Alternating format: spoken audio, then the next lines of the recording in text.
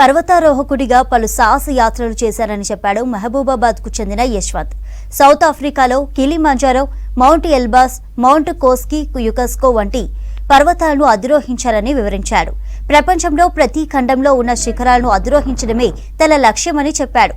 Everest శిఖరాన్ని అధిరోహించడానికి ప్రభుత్వం సహాయ సహకారాలు అందించాలని మహబూబాబాద్ కలెక్టర్కు విజ్ఞప్తి చేశాడు యశ్వంత్.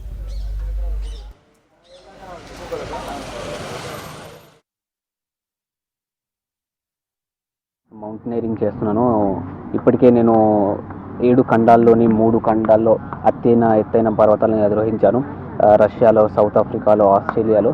అండ్ ఇప్పుడు నేను మౌంట్ ఎవరెస్ట్ని అధిరోహించాలి అని అనుకుంటున్నాను. సో దీనికి ఒక 40 లక్షల రూపాయలు ఖర్చు అవుతుంది. సో దీంట్లో భాగంగానే నాకు ఇప్పటిదాకా కొన్ని స్టేట్ గవర్నర్స్ కూడా నాకు కొంత సహకారాన్ని అందించడం జరిగింది.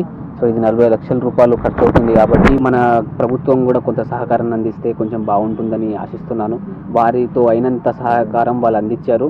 సో మన గవర్నమెంట్ కూడా నాకు సహకారం అందిస్తుందని ఆశిస్తున్నాను. సార్ కూడా వారితో ఏమవుతుందో అది సహకారం అందిస్తానని చెప్పారు. ప్రీవియస్లో కూడా డిస్ట్రిక్ట్ కలెక్టర్ గారు నాకు బాగా హెల్ప్ చేశారు, కలెక్టర్ సార్.